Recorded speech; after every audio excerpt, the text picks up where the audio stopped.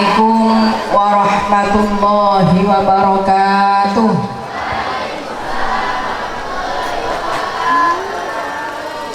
Bismillah, alhamdulillah, wassalatu wassalamu ala sayyidis sadah sayyidina wa maulana Muhammad ibn Abdillah wa ala alihi wa ashabihi alladhina hum hudatul ummah wala hawla wala quwwata illa billah, amma ba'da. Hadratal muhtaramin wal muhtaramat, para alim, para bapak kiai, para ibu nyai, wana khusus dumateng ibu nyai Hajjah Nur Aini, ibu kula Kiai Maksum, Kiai Ali Maksum lan sedaya keluarga, Bapak staf ahli Bupati Pesawaran, Bapak Kapolres Pesawaran, Bapak Camat, Bapak Lurah, pengurus cabang Nahdlatul Ulama Pesawaran, pengurus majelis wakil cabang Nahdlatul Ulama Tegineneng yang saya hormati, bude saya Ibu Nyai Kholisoh, Ibu Nyai anggota DPR RI, DPR Provinsi, mohon maaf, anak-anakku sekalian, santriwan, santri putra dan santri putri Pondok Pesantren Al Hidayat Tegineneng yang saya cintai, saya banggakan dan saya harapkan menjadi orang yang mulia dunia akhirat. Bapak Ibu wali santri yang hadir pada siang hari ini yang saya hormati. Ini pidato kok suami istri niki karepe pripun? Niki kok koyok duet maut kae. Seperti jenengan kalau menyaksikan apa itu Bu di Indosiar Bu, ada duet-duet gitu Bu. Tapi jangan seperti Rizky Bilar sama Lesti ya. Jangan ya. Kok ngeri ada smackdownan ya. Akeh temen ngombene siji loro telu papat. Nek tak ombe kabeh iki piye?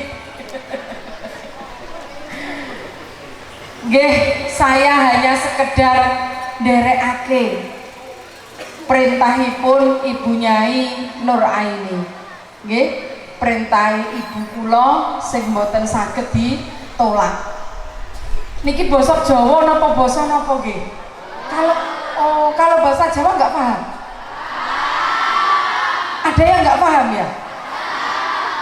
Oh, problem ini buat saya. Alhamdulillah wa syukrulillah atas nikmat, rahmat dan pertolongan Allah, saya Abah Zaim diperkenankan oleh Allah untuk bersama-sama hadir di sini, soan bermujalasah, bermuwajahah dengan Bapak Ibu dan anak-anak sekalian dalam rangka memperingati Maulidur Rasul Muhammad Sallallahu Alaihi Wasallam.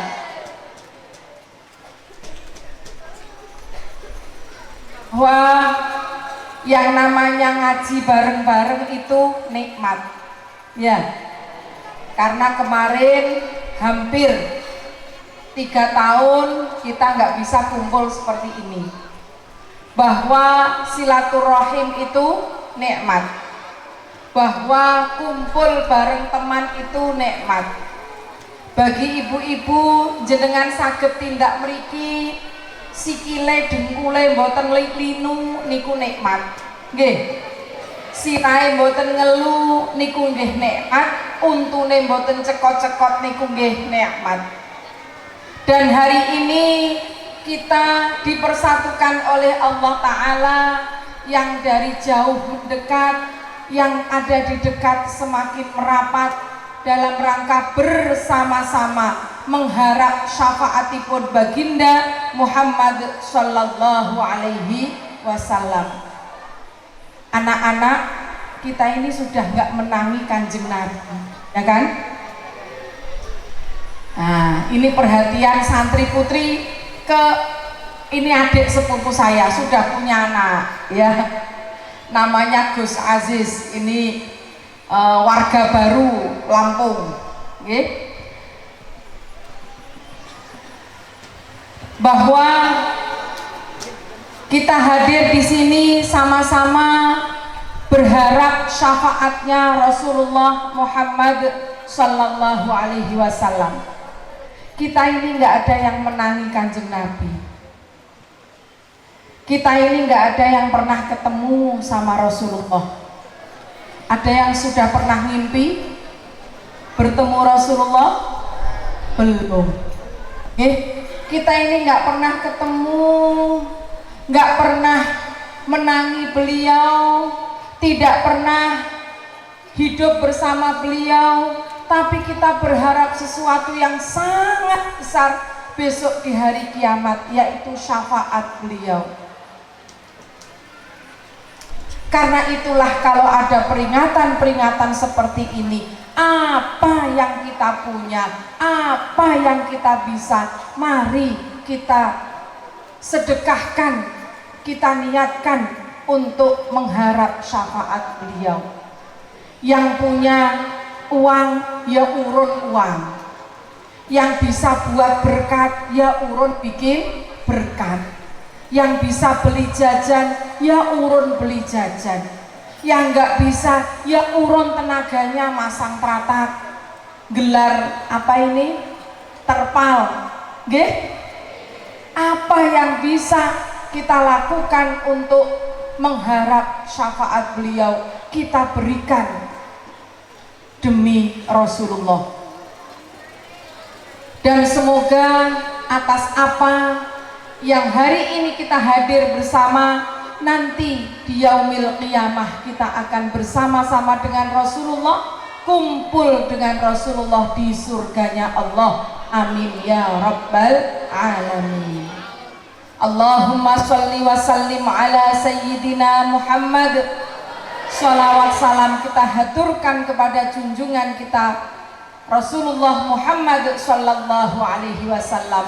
Semoga hadir kita, perjuangan kita, pengorbanan kita, sedekah kita untuk mengikuti acara ini terbilang sebagai amalan sholihan maqbula. Amin ya rabbal alamin. Amal yang dicatat oleh para malaikat, dinilai oleh Allah dan dibalas oleh Allah dengan surganya. Amin ya rabbal alamin. Bapak, Ibu, dan anak-anakku yang saya cintai, saya harapkan, Allah mengatakan wa allafa baina qulubihim lau anfaqta ma fil ardi jami'an ma allafta baina qulubihim walakinnallaha allafa bainahum. Allah lah yang menyatukan kedatangan kita.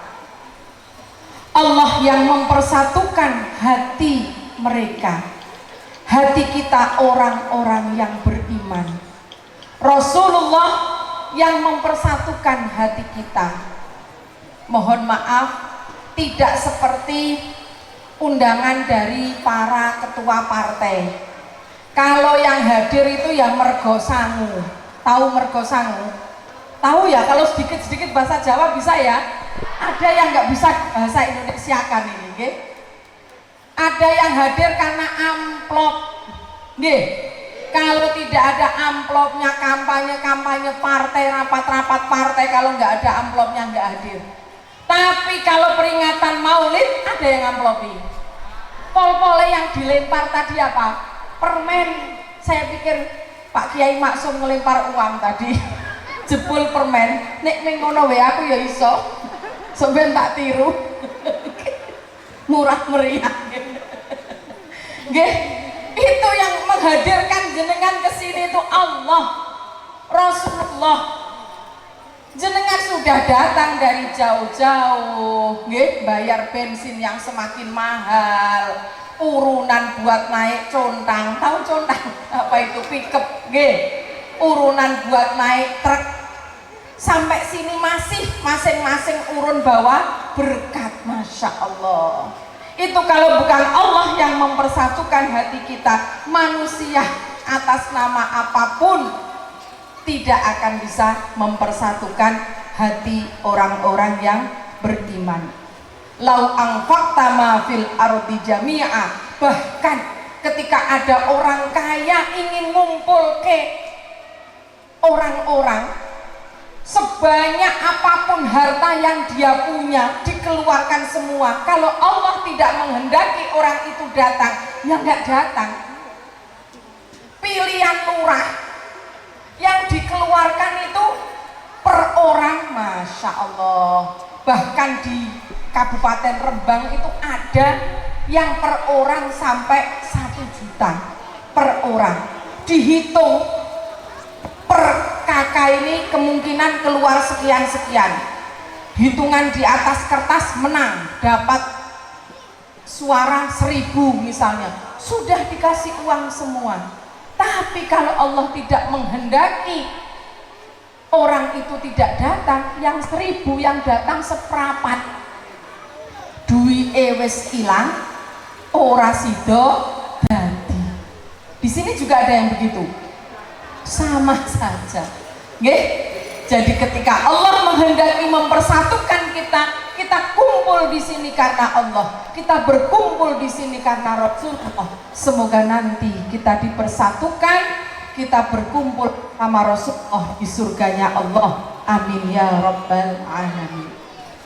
Para bapak, ibu, anak-anakku yang saya cintai, mari kita mengangan-angan satu saja hadis Rasulullah Muhammad sallallahu alaihi wasallam.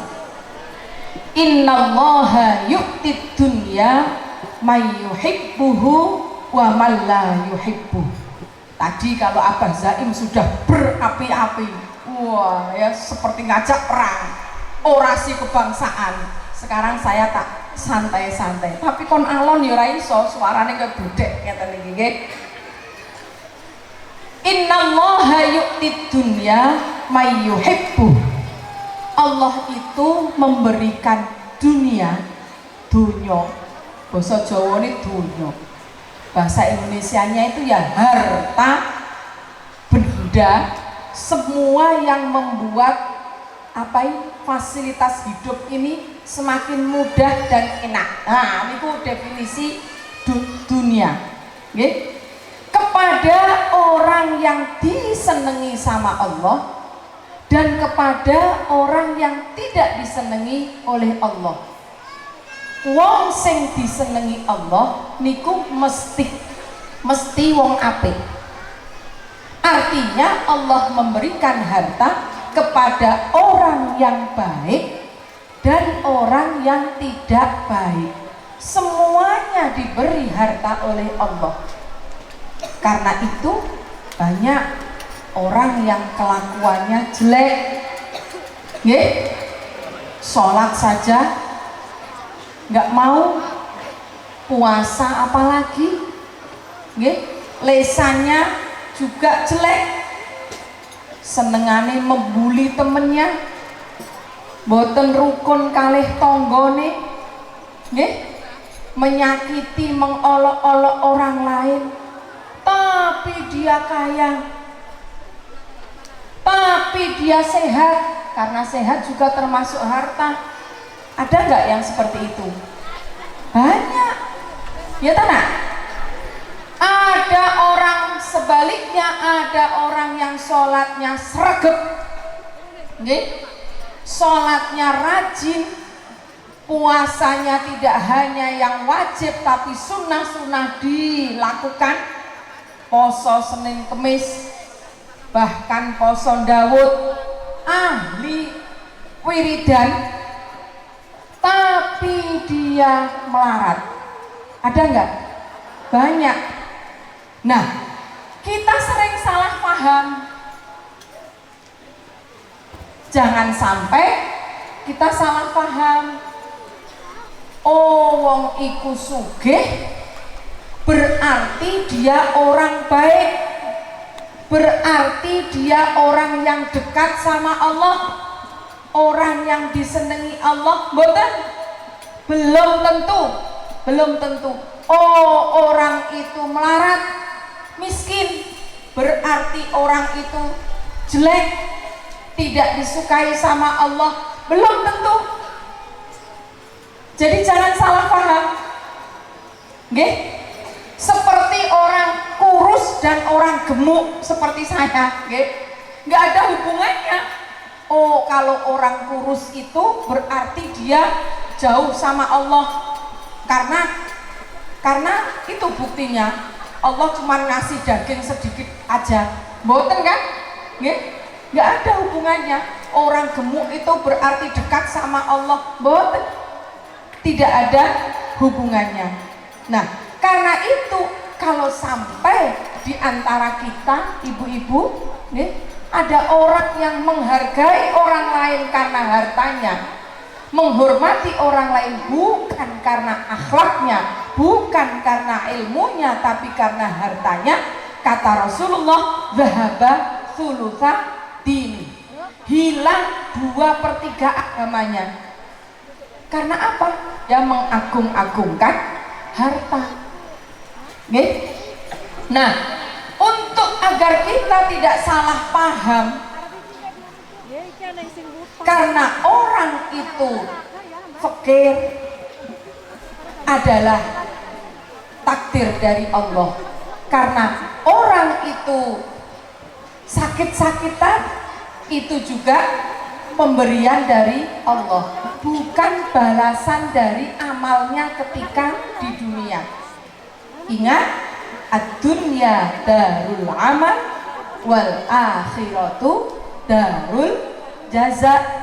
Dunia ini adalah tempatnya beramal dan akhirat adalah tempat balasan. Jadi nggak ada oh orang itu melarat karena dia banyak dosa, bukan. Oh, orang itu sakit-sakitan karena dia kualat, bukan. Balasannya bukan di dunia tapi nanti di akhirat. Nah, agar kita tidak salah paham, Allah memberikan contoh melalui siapa? Melalui para nabi dan rasul. Ada nabi yang oleh Allah diciptakan itu sugih karuan, kaya raya. Siapa? Nabi Sulaiman alaihis. Nabi Sulaiman itu saking sugihnya, istrinya itu jumlahnya berapa? Ada yang tahu? Berapa istri Nabi Sulaiman? Pinten ayo? 1000. Wow. Istrinya itu 1000. Orang pesawaran ada yang istrinya 1000. Wah, kalau ada itu dijamin protol ya Pak ya. Apanya yang protol Pak? Sepedanya Pak, kan riwa-riwi, ganti ke sana ke sini nggih, bojone akeh. Bane protol, nggih, stange protol. Saking sugihnya itu istrinya 1000. Tapi Allah juga menciptakan ada nabi yang fakir banget, melarat banget. Siapa? Ayo. Nabi Isa alaihi salam. Saking melaratnya Nabi Isa, rumah nggak punya, istri nggak punya. Loh, gak ono sing gelem dadi bojone. Sampeyan punya rumah? Semua punya rumah? Wah, jangankan rumah, kebun sawit berhektar-hektar, kebun apa? Karet, ya, berkapling-kapling, masya Allah, nggih, wong Sumatera ya. Nabi Isa itu saking fakirnya, istri nggak punya, rumah nggak punya. Berarti kalian termasuk orang kaya semua, nggih? Orang kaya.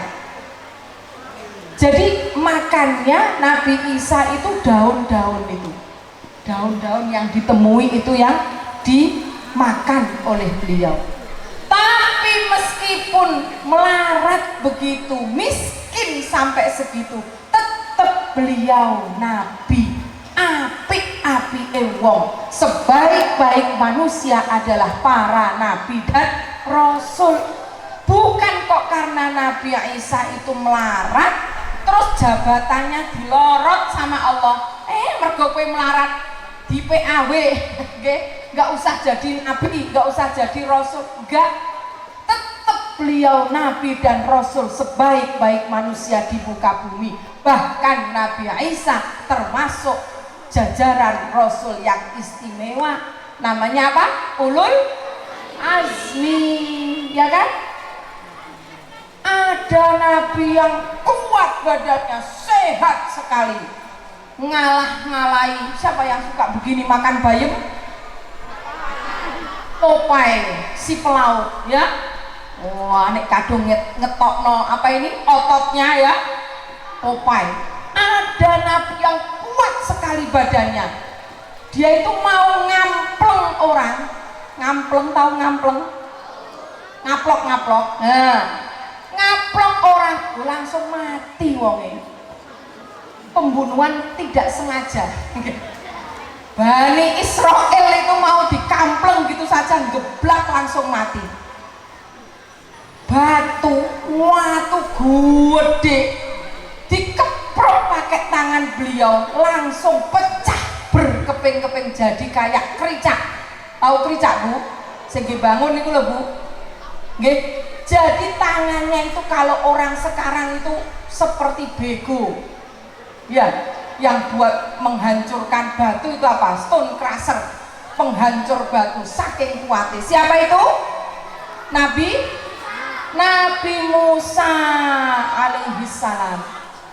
Tapi Allah juga menjadikan seorang nabi yang sakit-sakitan, ora ono sehate, jere wong Jawa gering-geringen gitu. Ayo sinten? Nabi Ayub. Nggih. Jadi senajan sakit-sakitan, gering-geringen, ra tau sehat, yo tetep nabi, yo tetep mulia-mulianya manusia, sebaik-baik manusia. Karena itu Bapak Ibu, kita nggak perlu nelangsani perkara yang tidak patut dinelangsani kalau Allah menjadikan kita orang yang fakir, dan sebaliknya kita tidak perlu bungai, ya, bungai itu berlebihan oleh seneng sampai hilang syukure kalau Allah menjadikan kita orang yang kaya. Seperti apa yang disampaikan Nabi Sulaiman, diberi kekayaan seperti itu. Apa kata Nabi Sulaiman? Hadza min fadli rabbi liyabluwani aashkuru am akfur. Ini semua adalah fadl, karunia dari Allah, bukan punya saya. Ini monomeng titipan, sewaktu-waktu bisa diminta sama Allah.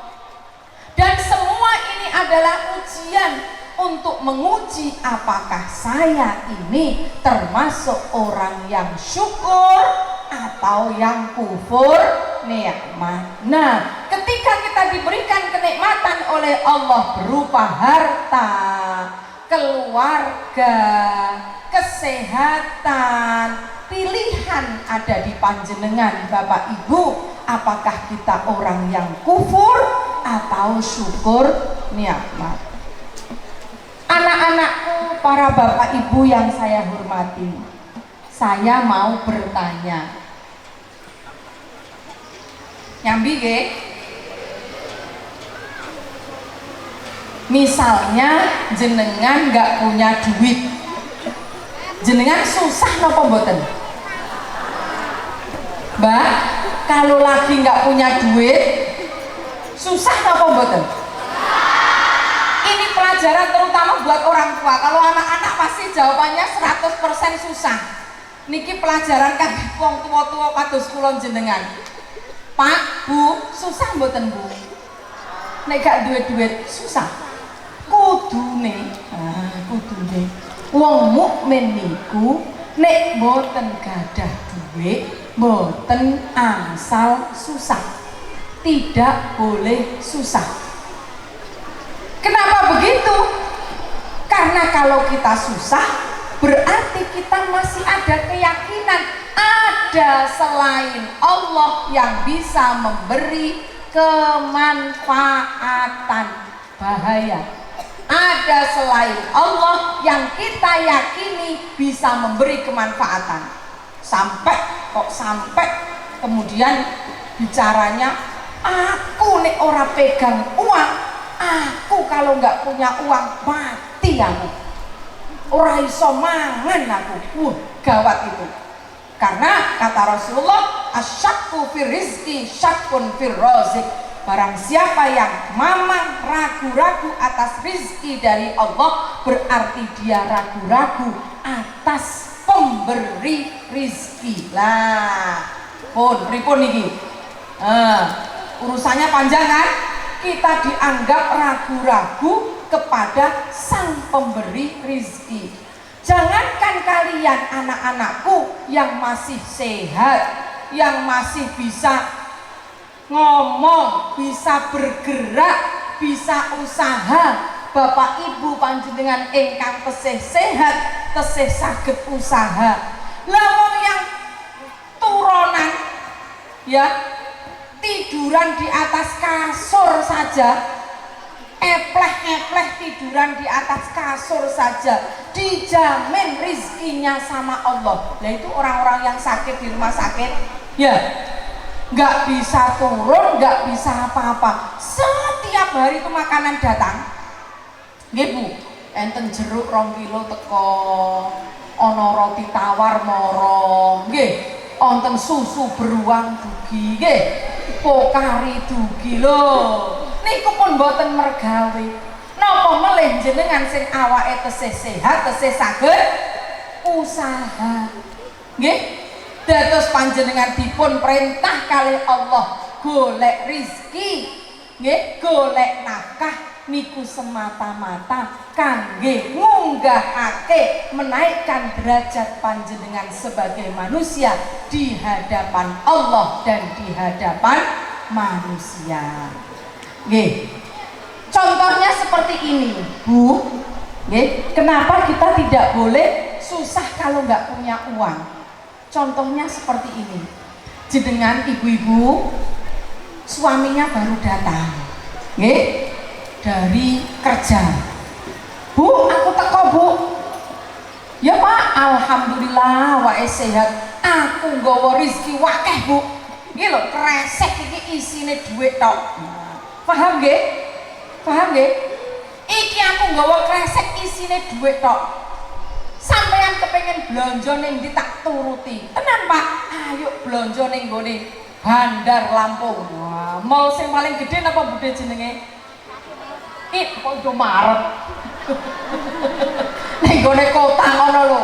Beli tas, beli sepatu, beli baju, napa jenenge? Matahari. Ramayana. Wah, ayo Bu, tak jak ning Ramayana. Tenan Pak.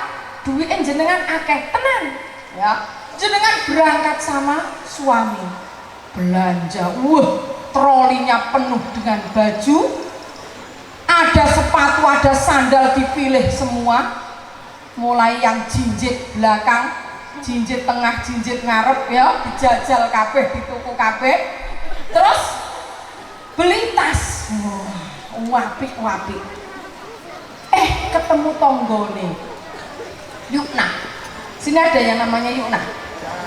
Ketemu tonggone Yukna. Loh, Nduk, kowe kok moro rene, Nduk?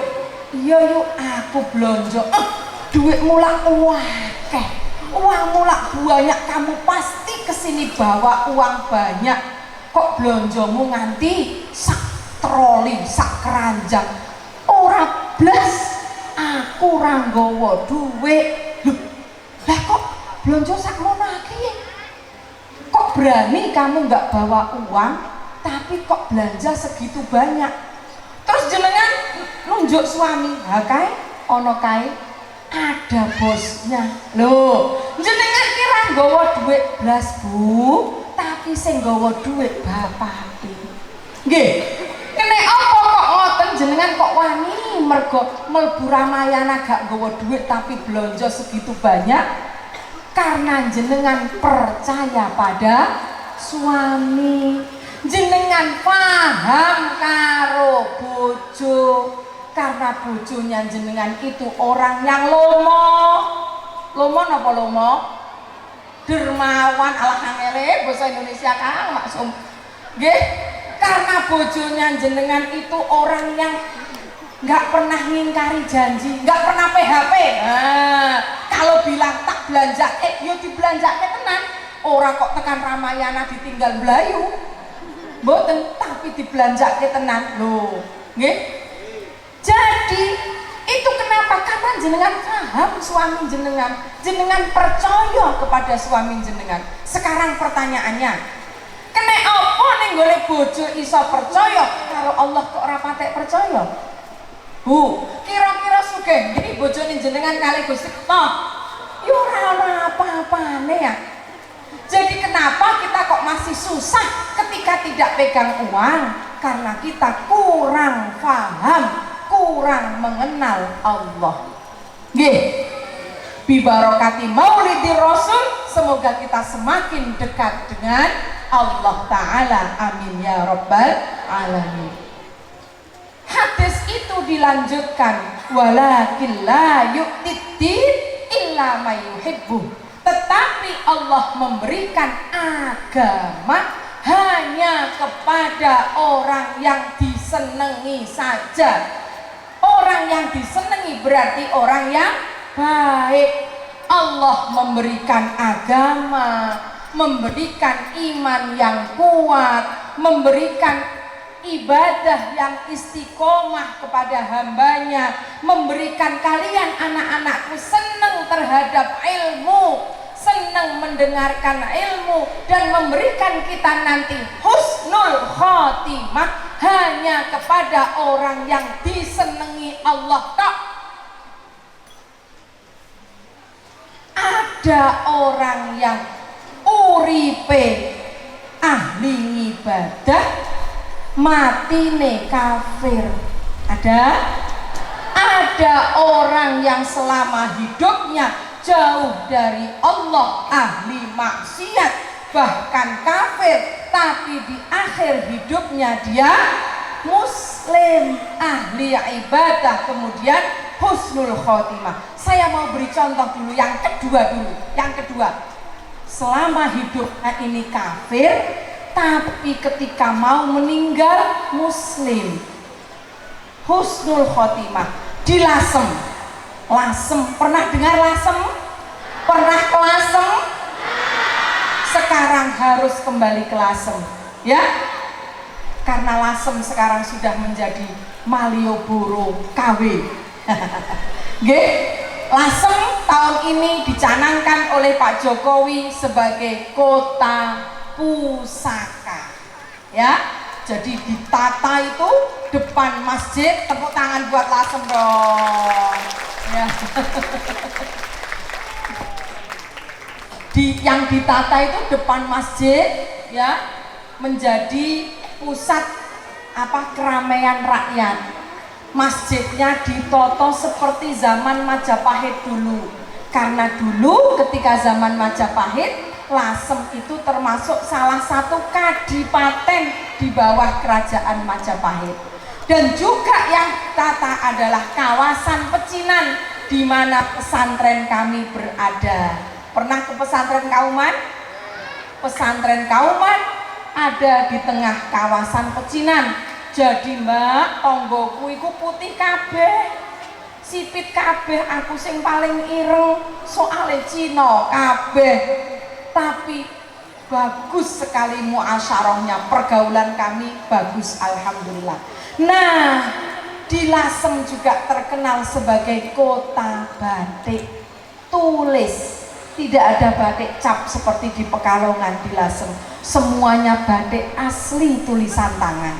Nah, salah satu maestro batik Lasem yang sejak zaman dulu, zaman Londo, itu yang apa ini? Yang mewarisi ilmu batik itu orang-orang Cina. Jadi sing iso itu wong-wong Cina. Nggih. Salah satu maestro batik itu namanya Bapak Sigit Wicaksono. Nama batiknya itu mereknya Sekar Kencana. Yo Cina, yo kafir. Nama Cinanya sinten kula kesupen. Nah, Pak Sigit ini punya 4 anak. Salah satu anaknya ini mu'alaf, wedok, karena nikah dengan laki-laki muslim, kemudian dia masuk Islam. Punya cucu 2, laki-laki dan perempuan. Di pondokno kabeh. Sing lanang di pondoke digontok sampai pinter jadi ustad mulang bahasa Arab di pondok kami. Cina. Jadi yang mulang bahasa Arab di pondok Kauman itu Cina. Nah, sekarang Abah lagi nyari yang mulang bahasa Mandarin tapi orang Arab. Nah, diwalik, nggih. Yang kedua anaknya perempuan itu ngapal ke Quran Cina. Ya, satunya namanya Javier, satunya namanya Olive. Mbahnya itu ngerti putune anaknya masuk Islam seneng, bukan dimarahi, padahal biasanya wong kafir gimana? Putus hubungan, kamu bukan keluarga lagi, kamu bukan ahli waris saya, tidak akan dapat warisan. Biasanya lah ngono. Niki mboten, anake mlebu Islam seneng, putune mondok seneng, bahkan setiap bulan disambangi bawa ke jajah. Sampean ngono kuwi lho. Sama nek sambangan, hari ini sambangan. Oh, tapi bonus. Ya, boleh ketemu. Jadi bonus. Digawak ke jajan, digawak ke duit, seneng anaknya mondok, insya Allah. Sampai suatu hari beliau datang ke rumah saya bawa batik Lasem, nggih, batik yang untuk hiasan dinding. Batiknya itu ada tulisannya Allahu Akbar. Jadi gambaran lukisan batik, tulis apa? Batiknya gambar bunga-bunga, tengah-tengahnya itu ada tulisan Allahu Akbar 3. Allahu Akbar, Allahu Akbar, Allahu Akbar. Dibawa ke rumah saya. Gus Jaim, orang Cina kalau manggil gitu nggak bisa pakai Z, J ya. Gus Jaim, ini saya buatkan batik, ada tulisannya Allahu Akbar. Kan orang Cina masih kafir. Oh iya Pak Sigit, terima kasih Pak. Ini karena ada tulisannya Allahu Akbar. Untuk menghargai tulisan ini, saya ngelorot malam. Aduh, bahasa Indonesia ini apa Kang Maksum? Ngelorot malam, tahu malam? Malam itu lilin yang untuk menutupi batik. Jadi habis dilukis kan ditutup sama lilin, ya. Untuk ngelorot, melepaskan lilin dari kain. Dawa tenan. Melepaskan lilin dari kainnya itu berat, nggak gampang. Karena itu biasanya pakai kaki. Buat ngelorot malam itu, menghilangkan malam itu pakai kaki, blosrok kakinya ke kain. Tapi Pak Sigit tidak berani. Karena ini ada tulisannya Allahu Akbar, saya lorot pakai tangan saya. Sampai tangan saya merah-merah. Lah umur 90 tahun ngelorot batik pakai tangan, masya Allah. Ternyata itu semua dilihat Allah, dinilai Allah, dibalas oleh Allah Ta'ala. Oh iya Pak Sigit, terima kasih. Itu batik sudah mau dibeli sama penjual bakul-bakul batik jutaan, tidak dilepas karena seneng sama pondok. Saya pasang itu di rumah. Nggih, tahun 2000 berapa nggih? 2 tahunan yang lalu nggih. 3 tahunan yang lalu. Tiba-tiba anaknya pagi-pagi subuh bulan Ramadan telepon Abah Zain, "Bah, ini papa mau dituntun syahadat, ini papa mau masuk Islam, Bah." "Oh iya iya iya, sekarang?" "Iya sekarang, Bah." Langsung Abah kita sepeda motor lari ngeciprit, buanter era karuan.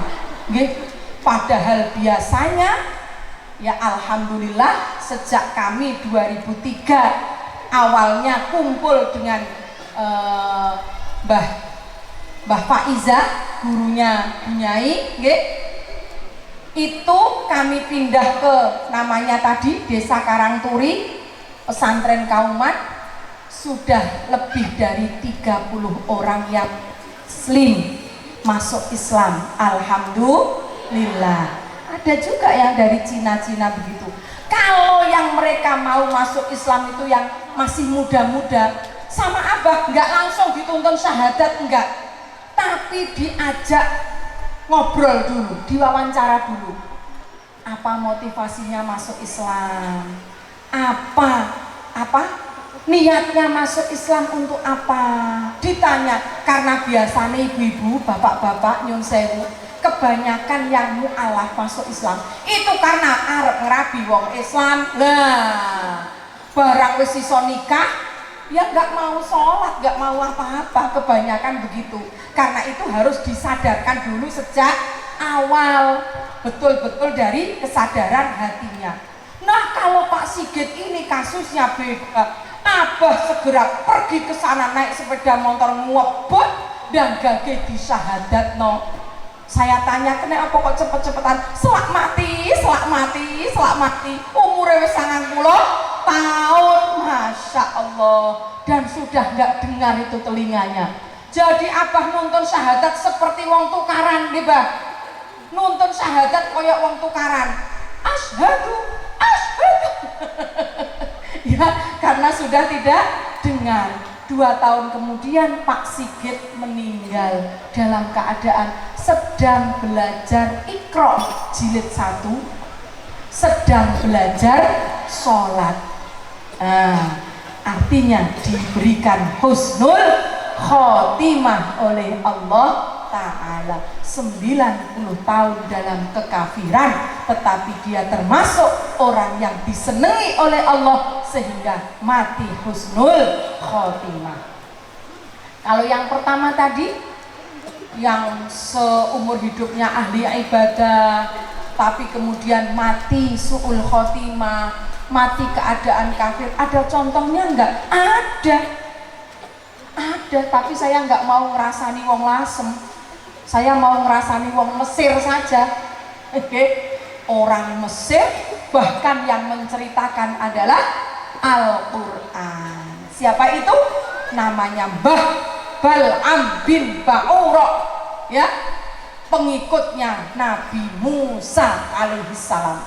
Hidup pada zamannya Nabi Musa, seorang yang terkenal alim, ahli ibadah, saking alimnya, saking abidnya, sampai ketika beliau berdoa, setiap kali beliau berdoa langsung diijabah oleh Allah Ta'ala. Muridnya puluhan ribu. Kalau ini yang hadir berapa ini? 1000, 2000, 15.000. Mbah Bal'am itu kalau ngaji mangsi apa ya bahasa Indonesia nih, tintanya saja itu jumlahnya 12.000. Nah, kalau satu tinta ini buat 2-3 orang berarti muridnya hampir mungkin 50 ribuan. Masya Allah, sing ngaji sebegitu banyaknya. Tapi Allah tidak menghendaki beliau husnul khotimah. Karena apa? Karena beliau tergoda oleh harta. Datang surat Al-Isra diceritakan watlu alaihim naba'alladzi atainahu ayatina fansalakha minha fa'atba'ahu syaitanu fakana minal ghawin. Dan ceritakanlah tentang seseorang. Kanjeng Nabi dipun utus kali Allah cerita tentang seseorang iki lho, Bal ba'ura atainahu ayatina, orang yang sudah aku berikan ayat-ayatku tak keipok dadi wong pinter, dadi wong alim, dadi wong ahli ibadah, fangsalakha minha, kemudian dia melupakan itu semua, fa'atba'ahu syaitan, tetapi mengikuti setan, melu kalau langkah-langkah setan, fakana minal ghawin, jadilah dia orang yang lalai dan akhirnya kemudian su'ul khotimah. Bapak, Ibu, dan anak-anakku yang saya cintai, saya banggakan, saya harapkan, sekarang pertanyaannya, bagaimana caranya jadi orang yang disenangi sama Allah? Mbak, halo? Bisa melek kan? Hai? Bagaimana caranya disenengi sama Allah? Enak endi, Mbak? Dadi wong sing seneng apa disenengi? Ayo. Oh, pinter nggih. Enak dadi wong sing disenengi. Kalau seneng belum tentu dia seneng, ya kan? Bisa jadi bertepuk sebelah tangan nggak bunyi. Cuman satu yang tepuk, ya kan? Kasihan deh lo. Jadi yang enak itu jadi orang yang disenengi. Karena itu kata Rasulullah, aradallahu antakuna mahbuban la muhibban. Allah menghendaki kita ini jadi orang yang disenangi Allah, tidak hanya senang sama Allah sehingga bertepuk sebelah tangan, tapi juga disenangi sama Allah. Kalau sudah disenangi, al-qalilu minal mahbubi katsirun. Kita ini amal sedikit saja itu sudah dihitung banyak. Yang penting istiqomah. Nggih. Sampeyan nek deres Quran istiqomah mboten? Mboten. Ya, sedina iku sak juz abot. Walau juz'an abot. Ya wes setengah juz. Walau lempiron sak lemper ya abot, satu halaman, tapi jangan sampai terlewat nggih. Setengah lemper atau satu halaman, tapi yang istiqomah nggih. Karena apa? Orang yang sudah disenengi, kayak sampeyan kalau seneng sama barang nggih, barang boh mainan boh apa sing sampean senengi ilang digoleki, rusak didandani, kejegur dintas nggih. Begitu juga Allah, kalau sudah senang sama hambanya, jauh itu didekatkan. Orangnya itu rusak, sudah ahli maksiat, diingatkan oleh Allah sehingga nanti saat kembali jadi orang baik lagi. Nah, kuncinya apa? Qul in kuntum tuhibbunallaha fattabi'uni yuhibbukumullahu wa yaghfir lakum dzunubakum. In kuntum tuhibbunallah, kalau kamu ingin disenangi Allah, fattabi'uni, kuncinya satu, melu, manut, patuh, atut sama Kanjeng Rasul Muhammad sallallahu alaihi wasallam. Atine kudu kumantil, lisannya harus meniru, perbuatannya harus seperti Rasulullah Muhammad sallallahu alaihi wasallam. Yuhibbukumullah, maka kamu akan dicintai oleh Allah, wa yaghfir lakum dzunubakum, dan akan dapat bonus, yaitu diampuni oleh Allah dosa-dosanya.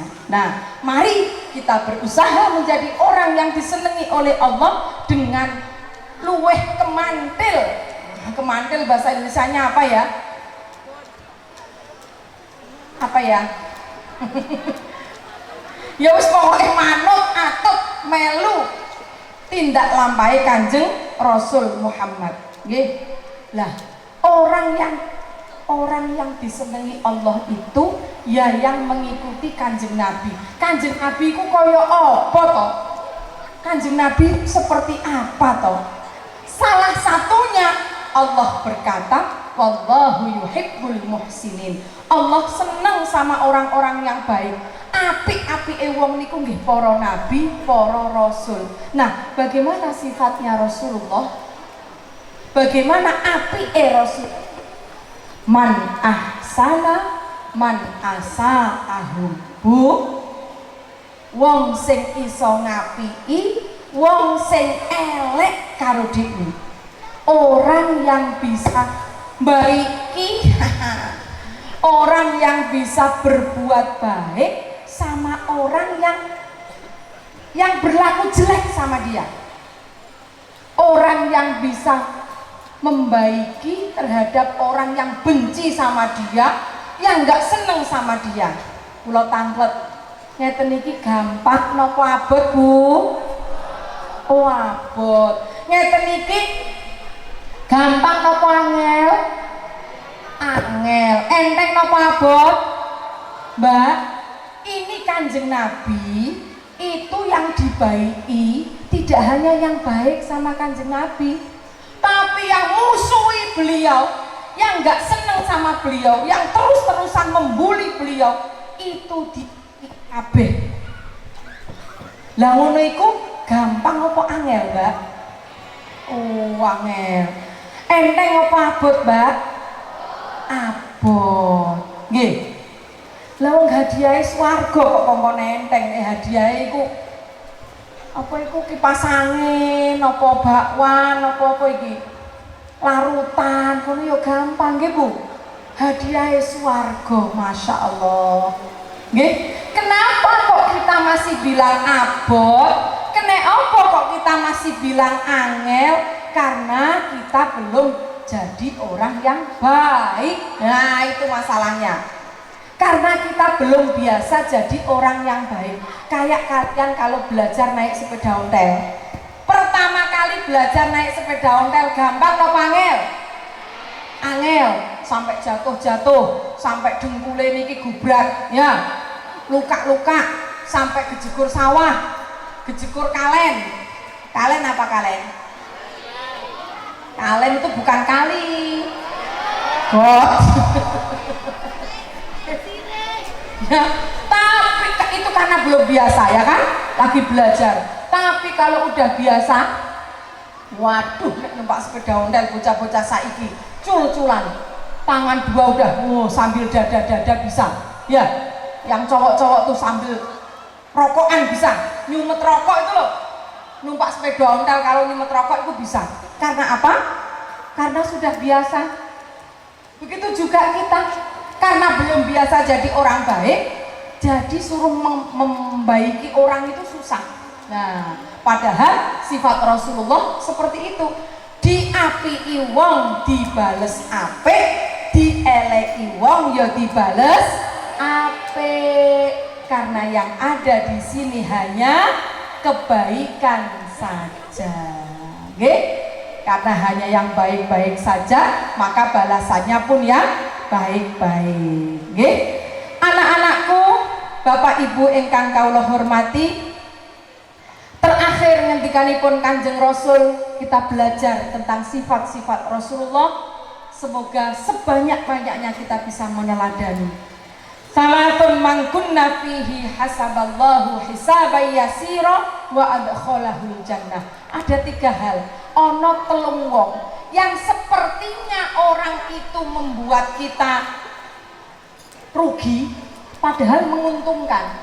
Ada 3 kelompok, 3 sifat manusia yang sepertinya merugikan kita tetapi sebenarnya menguntungkan. Yang pertama, tu'ti man haramaka, ngelomani wong sing medhit. Ngelomani apa ya?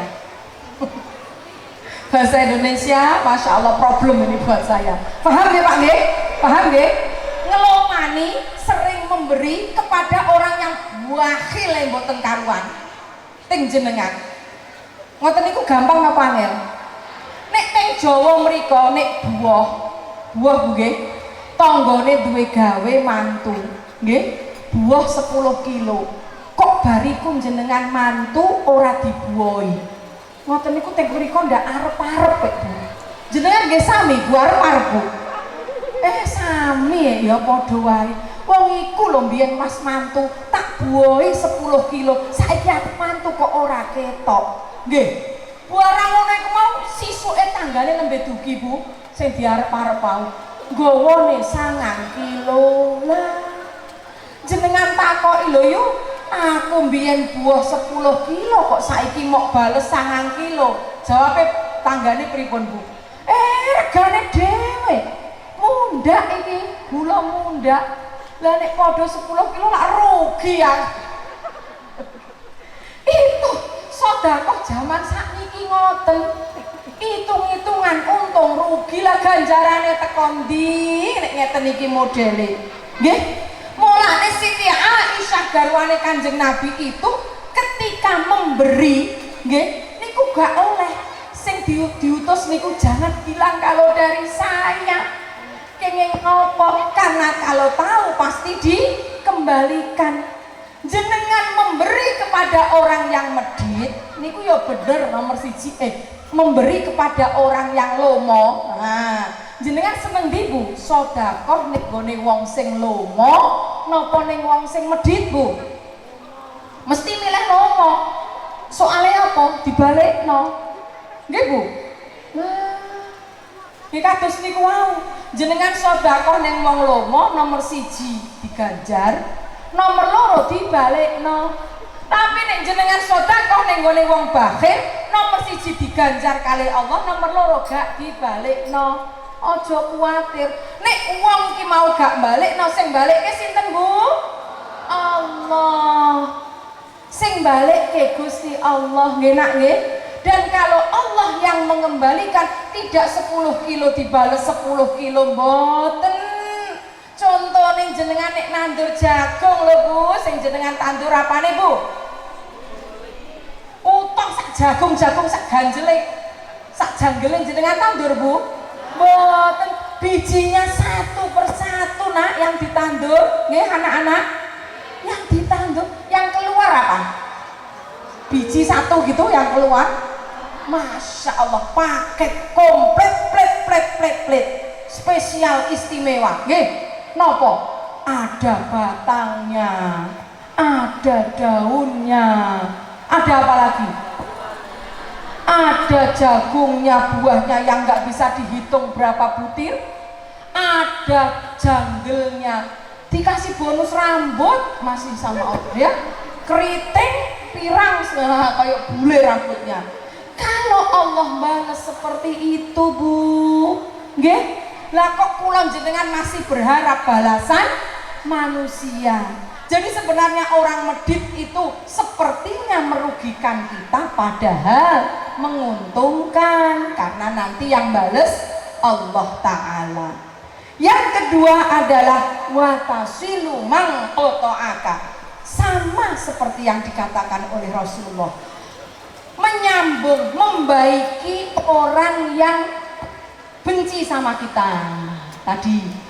Contohnya Rasulullah, Kanjeng Nabi itu musuh-musuhnya diapii kabeh, akhirnya podo dadi koncone.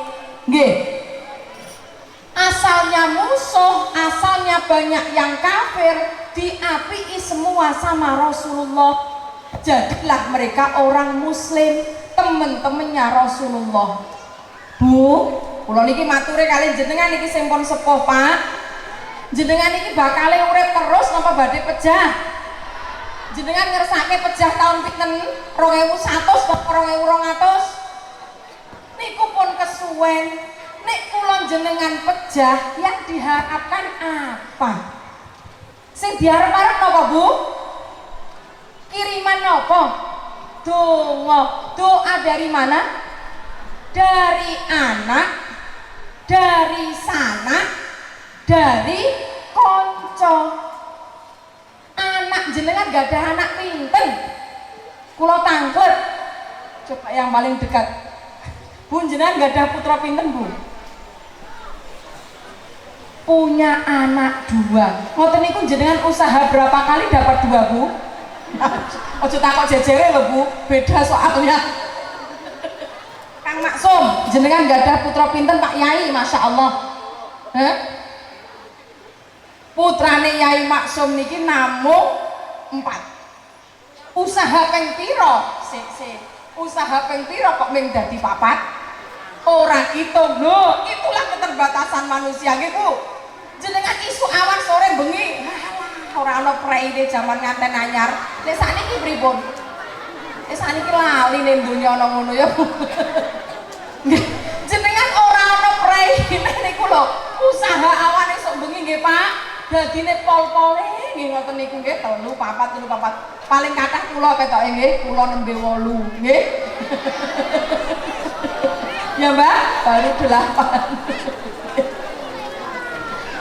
Padahal kula jenengan butuh doanya orang sebanyak-banyaknya. Anak pol-pole ming semono, anak loro gak dipondokno. Aduh, pun bar ngoten mawon buyar acarane. Nggih, wallahu a'lam bishawab. Piye carane iso ndongake? Piye carane iso ngirimi waosan Quran dan lain-lain. Yang kedua yang kita butuhkan adalah doanya saudara. Sedulure jenengan lo pinten 200, 300 yang mau mendoakan jenengan lo berapa? Karena itu yang bisa kita perbanyak adalah yang ketiga, teman. Cari teman sebanyak-banyaknya. 1000 teman masih kurang, Mbak. Karena apa? Di dunia ini kita harus banyak mencari teman. 1 musuh terlalu banyak. Karena kita hidup tidak untuk mencari musuh. Nggih, carilah teman yang banyak. Karena nanti itu beda antara teman dan bukan teman. Sekarang itu kabar kematian kita bisa tahu gampang lewat HP. Nggih, Bu. Kalau ada innalillahi berita kematian, kalau jenengan nggak kenal, sopo iki sing mati, udah gitu aja. Nggih. Sopo udah dilewati ganti, buka YouTube, buka TikTok, udah nggak diperhatikan. Tapi begitu ini yang meninggal yang jenengan kenal, innalillahi wa inna ilaihi raji'un. Ini temanku, ini orang baik, langsung difatihai. Ya, jenengan punya jamaah tahlil langsung ditahlilke. Jenengan punya santri langsung didoakan bersama santrinya. Itu kalau teman. Nggih. Begitu juga bapak-bapak nek tahlilan 7 dina, 40 dina. Niku sing kanca kalih sing mboten nggih konangan kok, Pak. Nek kanca niku nggih nek wiridan tuwenanan, sing mati kancane nek wiridan tuwenanan. La ilaha illallah, illallah, la ilaha illallah. Warang nek ora kancane wiridane kalih ngantuk, nggih, Pak. Ora patek kanca, nggih. Kalih ngantuk-ngantuk wayahe ndonga nggih ngoten, ya Allah nek kancane niku tuwenan nek ndonga. Oh amin, amin ya Allah, jenengan ngapura niku kanca kula tiyang sae, Gusti orang baik. Tapi kalau bukan temen ya gitu. Amin. Berkate kok ora metu-metu ya, malah yang dilihat berkat. Itu beda. Karena itu yang bisa kita perbanyak adalah teman. Yang ketiga, orang yang sepertinya dia merugikan padahal menguntungkan adalah wa ta'fu amman zalamaka. Kita memaafkan orang yang zalim kepada kita, menganiaya kita. Orang yang menyakiti orang lain namanya zalim. Orang yang disakiti namanya mazlum. Nah, oleh Allah orang yang disakiti ini didampingi. Saking Allah ini bertanggung jawab atas orang yang mazlum, kata Allah, doaul mazlum mustajab. Doanya orang yang disakiti orang lain itu mustajab. Nggih, walau fasiqon, bahkan diteruskan meskipun dia orang nggak baik, tapi kalau disakiti temennya, nggih, maka doanya oleh Allah diganti kesakitannya dengan doa yang mustajab. Nggih, anak-anak di pondok masih ada bullying, masih ada kekerasan. Biasanya kalau cewek itu kekerasannya bukan fisik, bukan tangan, tapi apa ayo? Mulut. Masya Allah, verbal itu namanya nak. Nggih, kekerasan mulut ternyata di mana-mana sama. Anakku, kalian belum tentu bisa membahagiakan temanmu. Karena itulah jangan sampai menyakiti dengan lesan, nggih? Nggak boleh. Begitu kalian menyakiti temanmu, maka temanmu adalah orang yang mazlum. Kalau dia berdoa mustajab, langsung diijabah oleh Allah. Nah, gawat nanti, nggih? Nah, bagi orang yang tersakiti, berdoalah yang baik-baik. Jangan berdoa yang jelek, karena doa itu kembalinya kepada diri kita sendiri, ya Mbak ya.